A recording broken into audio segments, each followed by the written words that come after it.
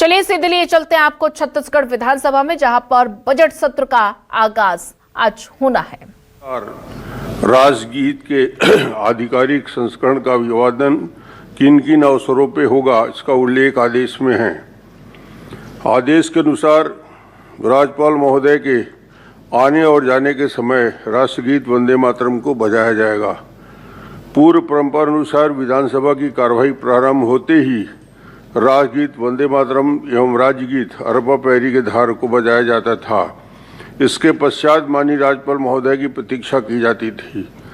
राज्यपाल महोदय के सदन में अपने स्थान आने के बाद राष्ट्रगान की धुन बजाई जाती थी तथा अभिभाषण समाप्त होने पर राष्ट्रगीत की धुन बजाई जाती थी। अतः अब माननीय राज्यपाल महोदय के आगमन पर सर्वप्रथम राष्ट्रगीत वंदे मातरम का वादन होगा।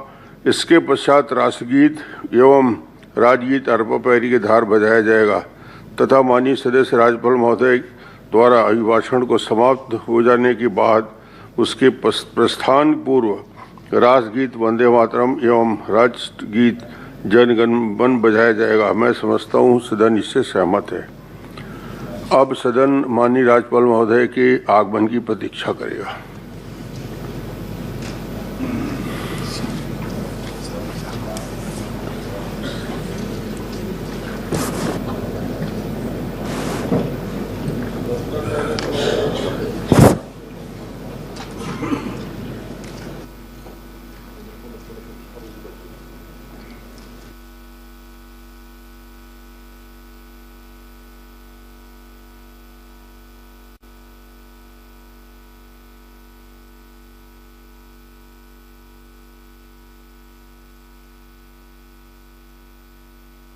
आगाज और छत्तीसगढ़ विधानसभा की कार्यवाही शुरू हो गई है और छत्तीसगढ़ में बजट सत्र का आगाज हो गया है। कल बजट पेश होगा और बात की जाए, कार्यवाही शुरू हो गई है। छत्तीसगढ़ विधानसभा की कार्यवाही की शुरुआत हो गई है तो बजट सत्र का आगाज होगा कई मुद्दों को लेकर। तो आप तस्वीरों के जरिए देख पा रहे हैं कि विपक्ष की तरफ से भी भूपेश बघेल और कवासी लखमा नजर आ रहे हैं। कल विधानसभा में बजट पेश होगा तो छत्तीसगढ़ विधानसभा की कार्यवाही शुरू हो गई है और साथ ही बजट सत्र का आगाज हो गया है।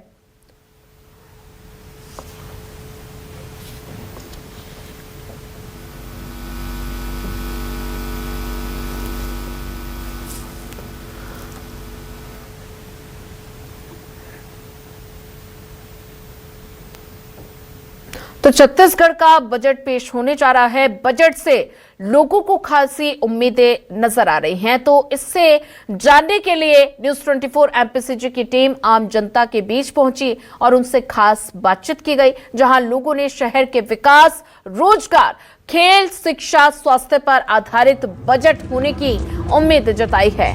क्या कहना है आम जनता का, वो आपको सुनाते हैं।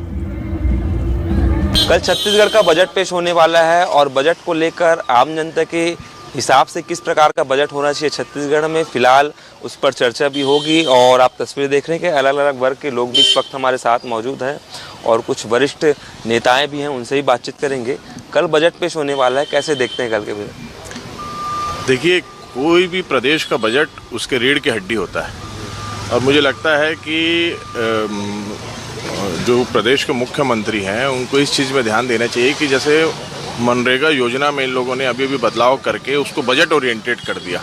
पहले वो एक अधिकार था, तो इसका मतलब अगर बजट नहीं होगा तो गांव में मनरेगा में लोगों को रोजगार नहीं मिलेगा। तो कम से पहले कल बजट में ये सुनिश्चित होना चाहिए कि पर्याप्त बजट मनरेगा के जो वर्कर्स हैं उनके लिए, ताकि उनको साल में कम से कम 100 दिन का रोजगार मिले।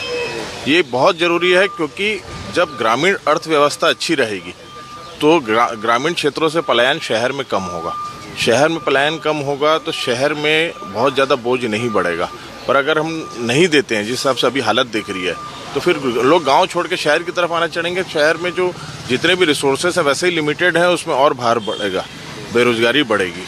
दूसरा है कि हमारे प्रदेश में आप चारों तरफ घूम लो, युवा बेरोजगार हैं, उनके पास काम नहीं है। तो गवर्नमेंट को बजट में कुछ ना कुछ ऐसा प्रावधान करना चाहिए जिसमें पढ़े लिखे जो युवा हैं उनको रोजगार का कुछ जरिया मिल पाए, क्योंकि अगर रोजगार नहीं रहेगा तो वो अपने परिवार को कैसे चलाएगा, वो अपना आगे भविष्य कैसे देखेगा। शहर में आप जनप्रतिनिधि रहे हैं काफ़ी समय से, शहर में क्या डेवलप होना चाहिए, बजट से इसका कैसे लेन देन हो सकता है? देखिए, पिछले 2 साल में जब से भाजपा की सरकार आई है, रायपुर शहर के लोग देख रहे हैं कि कहीं पर भी कोई काम नहीं हो रहा है। गली मोहल्लों में भी सड़कें पूरी टूट चुकी हैं, नालियाँ जर्जर हैं।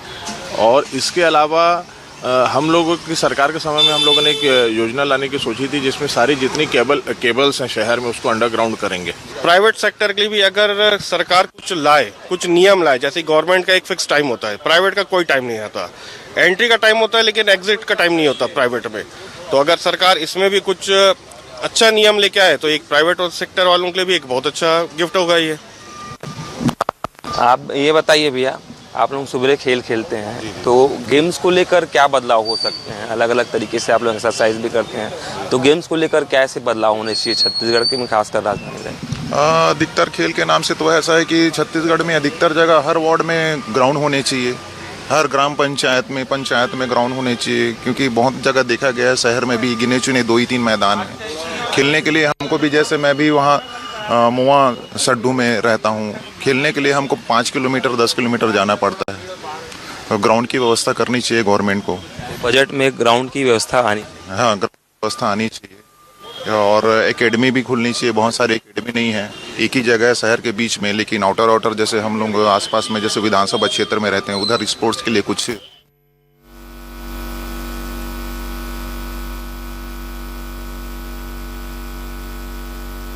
कार्यवाही की शुरुआत हो गई है। विधानसभा का बजट सत्र आज से शुरू हो रहा है। ये सत्र 20 मार्च तक चलेगा और इसमें कुल 15 बैठकें होंगी। सत्र की शुरुआत राज्यपाल रामेन डेका के अभिभाषण से होगी और वित्त मंत्री ओपी चौधरी वित्तीय वर्ष 2026-27 के लिए बजट पेश करेंगे। और विधानसभा अध्यक्ष डॉक्टर रमन सिंह ने बताया कि राज्यपाल के अभिभाषण और वित्त मंत्री के बजट भाषण का आगाज हो रहा है, तो ऐसे में महत्वपूर्ण विधेयक पेश होंगे। अध्यक्ष ने यह भी बताया कि सत्र के दौरान 3 महत्वपूर्ण विधेयक पेश किए जाने की सूचना है। छत्तीसगढ़ धर्म स्वातंत्र्य विधेयक और छत्तीसगढ़ लोक सुरक्षा प्रवर्तन विधेयक अब और छत्तीसगढ़ राष्ट्रगीत वंदे मातरम, उसके पश्चात राष्ट्रगान एवं तत्पश्चात राष्ट्रगीत अरबा पैरी के धार होगा। माननीय सदस्य से अनुरोध है कृपया अपने स्थान पर खड़े हो जाएं।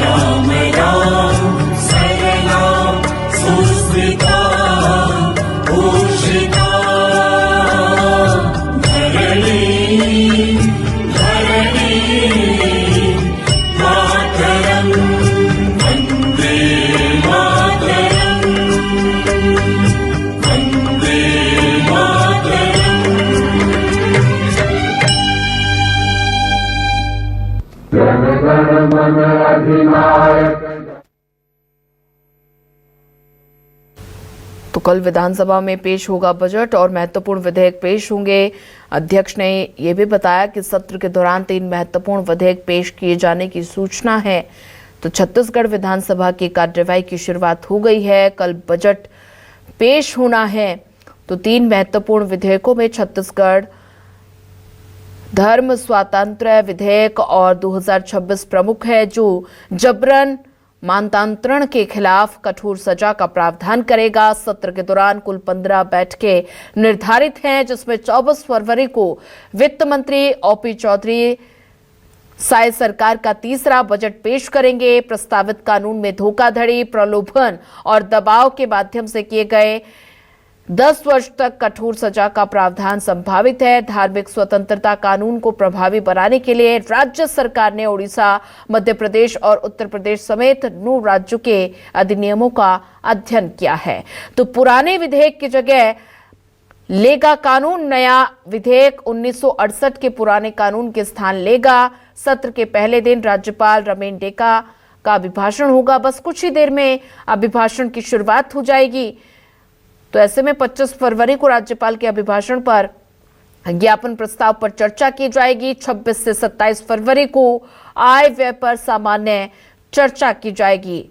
9 से 17 मार्च तक विभागवार अनुदान मार्गों पर चर्चा होगी। तो कवासी लखमा भी उपस्थित हैं। शराब घोटाले मामले में जमानत पर बाहर आए पूर्व मंत्री कवासी लखमा को सदन में रहने की अनुमति मिली है। उन पर कड़ी शर्तें लागू रहेंगी, जिनमें वे बजट पर बोल सकेंगे, लेकिन अपने ऊपर चल रहे न्यायाधीन मामले में गुण दोष पर सदन के अंदर या बाहर कोई चर्चा नहीं कर सकेंगे। अपना सक्रिय मोबाइल नंबर सचिवालय में जमा करना होगा। वे अपने विधानसभा क्षेत्र का दौरा नहीं कर पाएंगे। सत्र के लिए विधानसभा को कुल 2813 प्रश्नों की सूचनाएं प्राप्त हुई हैं। राज्यपाल महोदय अपना अभिभाषण करेंगे। माननीय राज्यपाल महोदय।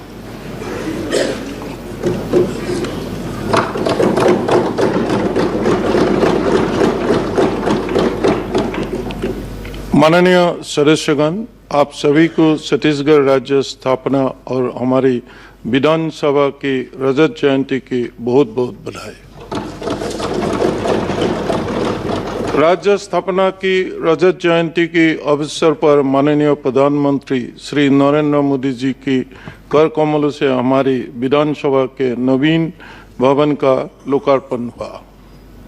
आप सभी को लोकतंत्र के मंदिर इस नए भवन की हार्दिक शुभकामनाएं। प्रदेश की 7वीं विधानसभा के वर्ष 2026 में आयोजित इस प्रथम सत्र में आप सभी का हार्दिक अभिनंदन है। अब हमारे प्रदेश की विकसित राज्य की ओर अपना नया सफर शुरू किया है। सामूहिक प्रयत्न और संकल्प से निश्चित रूप से हम वर्ष 2047 तक विकसित राज्य का लक्ष्य प्राप्त करेंगे। भारत रत्न पूर्व प्रधानमंत्री स्वर्गीय अटल बिहारी वाजपेयी जी ने हमारे राज्य का निर्माण किया। उन्होंने जिस संकल्पता की लेकर छत्तीसगढ़ बनाया, उससे पूरा देश देखकर बहुत खुशी होती है। छत्तीसगढ़ में विकास की असीम संभावना है। यहाँ की सरल, सहज और मेहनत कर जनता की बदौलत मेरी सरकार इन संभावनाओं को साकार करने के दिशा में कड़ी मेहनत कर रही है। मेरी सरकार की सर्वोच्च प्राथमिकता अंत्योदय का कल्याण है। मेरी सरकार के प्रत्येक नीति में यह सुनिश्चित की है, इसके लागू होने से आखिरी पंक्ति में खरे नागरिक को किसी तरह से लाभ मिलेगा। जब इस सोच के अनुरूप नीति बनाती है तो समावेशी विकास की दिशा में कदम स्वतः बढ़ जाते हैं। समावेशी विकास में महिला सशक्तिकरण की महत्वपूर्ण भूमिका है। मातृशक्ति की सशक्त बनाने मेरी सरकार की प्राथमिकता है। इसी सोच के साथ इस वर्ष की महतारी गौरव वर्ष के रूप में मनाया जा रही है। सामाजिक कल्याण के साथ तीव्र आर्थिक विकास के लक्ष्य के ध्यान में रखते हुए नए जमाने के अनुरूप मेरी सरकार में नवाचार भी क्या है, जिसका व्यापक असर प्रदेश के आर्थिक विकास के आंकड़ों में नजर आता है। माननीय सदस्यगण, विकास छत्तीसगढ़ और विकसित भारत का सपना तभी साकार होगा जब किसान मजबूत और समृद्धि होंगे। इसलिए मेरी सरकार उन्हें आधुनिक तकनीक से जोड़ने, फसल का उचित मूल्य दिलाने और बाजार तक उनकी आसान पहुंच सुनिश्चित करने के लिए निरंतर काम कर रहे हैं। इस वर्ष 25,26,000 किसानों से समर्थन मूल्य पर 141.0 लाख मीट्रिक टन धान खरीदा गया है और 33,431 करोड़ रुपए का भुगतान किया है। मेरी सरकार ने कृषक उन्नति योजना के तहत होली से पहले किसानों को 10,292 करोड़ रुपए का भुगतान करने का निर्णय लिया है। केंद्र से प्रधानमंत्री श्री नरेंद्र मोदी जी की सरकार भी किसान हितैषी सरकार है। छत्तीसगढ़ के 26,72,000 किसानों को प्रधानमंत्री किसान सम्मान निधि का लाभ मिल रहा है। मेरी सरकार के कल्याणकारी दायरे में भूमिहीन कृषक मजदूर भी शामिल है। राज्य के 5 लाख से अधिक भूमिहीन कृषि मजदूरों को दीनदयाल उपाध्याय भूमिहीन कृषि मजदूर कल्याण योजना के तहत सालाना 10,000 रुपये दिए जा रहा है। मेरी सरकार गुणवत्तापूर्ण बीज किसानों के उपलब्ध कराने के दिशा में पुख्ता काम कर रही है। बीज उत्पादन में प्रदेश के आत्मनिर्भर बनाने, अनुसूचित जाति जनजाति एवं महिला वर्ग के किसानों के प्रमाणीकरण शुल्क 100% अनुदान दिया जा रहा है। 2 साल में 21 लाख क्विंटल प्रमाणित बीज वितरित किए गए हैं। हमारे किसान भाइयों द्वारा उपजाया खाद्यान्न निर्यात के माध्यम से विदेशी तक अधिकाधिक पहुंचाया जाए, इसके लिए मेरी सरकार ऐसे तकनीक के ऊपर काम कर रही है जिससे खाद्यान्नों की सेल्फ लाइफ बढ़ाया जा सके। इसके लिए इंदिरा गांधी कृषि विश्वविद्यालय रायपुर से भाभा परमाणु अनुसंधान केंद्र की सहायता से 6 करोड़ रुपए की 06 करोड़ रुपए की लागत से सेंटर ऑफ एक्सेलेंस की स्थापना की जा रही है। दुनिया भर में खेती किसानों की तकनीक बदल रही है। कृषि शोध में लगे अध्यापकों और छात्रों को मेरी सरकार द्वारा निरंतर एक्सपोजर विजिट भी कराया जा रहा है। प्रदेश में दलहन और तिलहन की फसलों का बढ़ावा देने मेरी सरकार प्रतिबद्ध है। दलहन बीज उत्पादन प्रोत्साहन योजना में प्रति क्विंटल दिए जाने वाला 1,000 रुपये के अनुदान की अब बढ़ाकर 5,000 रुपये कर दिया गया है। अंगती बीज संवर्धन योजना के तहत तिलहनी फसलों की उत्पादन एवं वितरण पर अनुदान राशि 1,000 रुपये से बढ़कर प्रति क्विंटल 1,500 रुपये प्रति क्विंटल कर दी गई है। फसल विविधीकरण की प्रोत्साहित करने ध्यान के बदले अन्य खरीफ फसल लेने वाले कृषकों को भी प्रति एकड़ 11,000 रुपये अनुदान सहायता राशि देने का निर्णय लिया गया है। खाद्यान्न तेल का उत्पादन की बढ़ावा देने के लिए केंद्र सरकार पास ऑयल की बढ़ावा दे रही है। मेरी सरकार ने इसके लिए केंद्र सरकार द्वारा दिए जा रहे अनुदान के अतिरिक्त 69,620 रुपये का टॉप अप अनुदान प्रदान करने का निर्णय लिया है। छत्तीसगढ़ में कोदी और रागी जैसे मिलेट्स की खेती में बड़ी संभावना है और इसके बीजों की आत्मनिर्भरता के दिशा में भी मेरी सरकार प्रयासरत है। हमारे वनांचल जैविक खेती के लिए सबसे अनुकूल है और इससे स्थानीय किसानों के लिए बड़े लाभ की संभावनाएं खुलेंगी। प्रदेश में 38,000 हेक्टेयर क्षेत्रों में जैविक खेती हो रही है। हमारे सुई खदान पान के बोलों के लिए प्रसिद्ध रहा है। मेरी सरकार में यह पान अनुसंधान केंद्र आरंभ किया है। माननीय सदस्यगण, खेती किसानों के जुड़े अर्थव्यवस्था का विस्तार पशुपालन के बढ़ावा दिए बिना संभव नहीं है। मेरी सरकार ने इस क्षेत्र में राष्ट्रीय डेयरी विकास बोर्ड के साथ MOU किया है।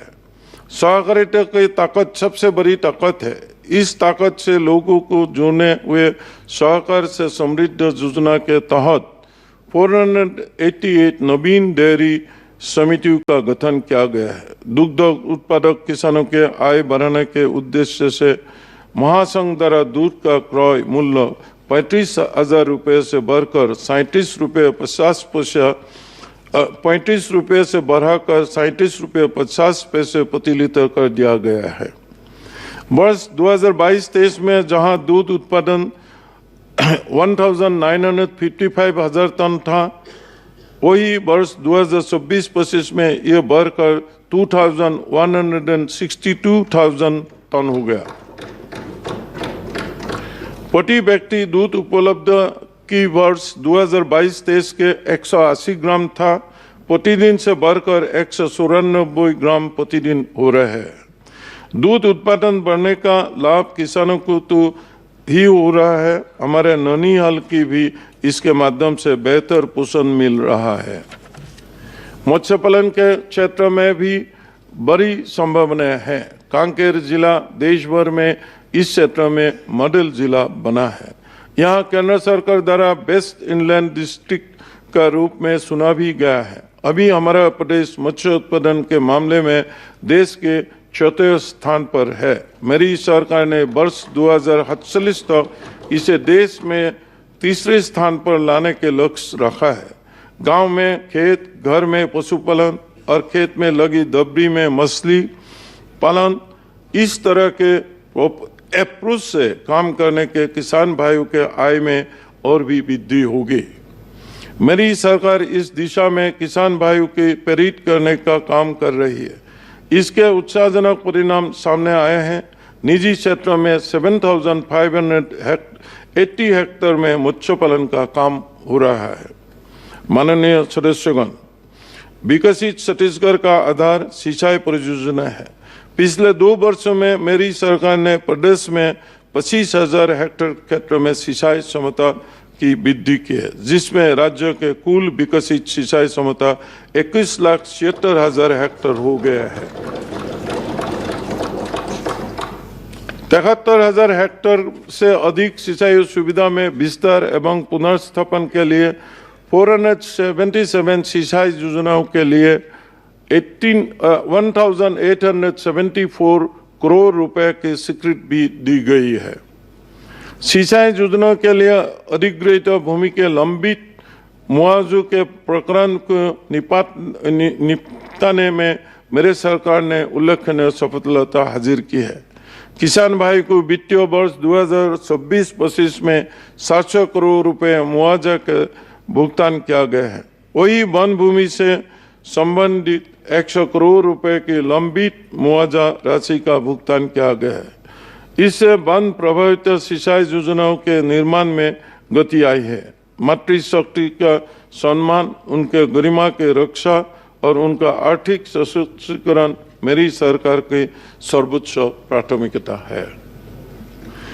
माताएं बहनें कुशल बजट प्रबंधक होती हैं। मातृ बंधन योजना के माध्यम से हर महीने 1,000 रुपए की राशि हम प्रदेश की लगभग 69 लाख महिलाओं को खाते में जमा कर रहे हैं। मेरी सरकार ने लाभार्थी महिलाओं की बैंक खातों में 26 किस्तों में 15,596 करोड़ रुपया जमा किया है। 2 साल पहले मेरी सरकार ने यह योजना अंतर्राष्ट्रीय महिला दिवस के अवसर पर आरंभ की। 3 महीने में ही हितग्राही को सीनाकन का काम पूरा हो चुका था। माओवादी हिंसा के वजह से बस्तर के कुछ क्षेत्रों की महिलाओं को इसका लाभ नहीं मिल सका था। उन 7,763 महिलाओं को भी योजना से लाभान्वित करना आरंभ कर दिया है। मुख्यमंत्री कन्या विवाह योजना के अंतर्गत फरवरी 2026 में राज्य भर में एक साथ 6,412 जोड़ों का सामूहिक विवाह संपन्न कराया गया है। इनसे 1,316 जोड़े रायपुर से विवाह बंधन में बंधे। यहाँ मध्य आयोजन golden book of world records में दर्ज हुआ है, जो प्रदेश के लिए गौरव का विषय है। इस आयोजन की एक उल्लेखनीय उपलब्धि यह रही है कि आत्मसमर्पित नक्सलियों की 6 जोड़ों का विवाह भी इसी योजना के तहत कराया गया है, जो विश्वास, पुनर्वास और समाज के मुख्य धारा से जुड़ा के सशक्त संदेश है।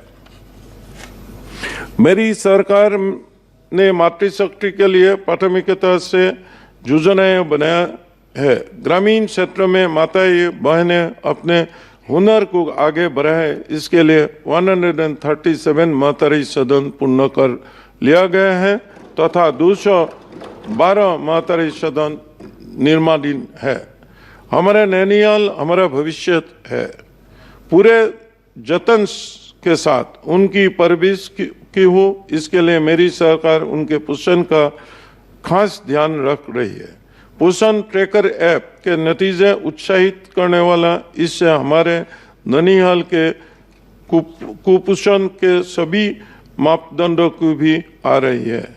पोषण पखवाड़ा 2025 में प्रति आंगनबाड़ी गतिविधि में हमारा राज्य देश में प्रथम स्थान पर रहा है। माननीय सदस्यगण, जब आतंक का साया हट जाता है तो विकास का उजाला स्वतः ही फैल जाता है और लोगों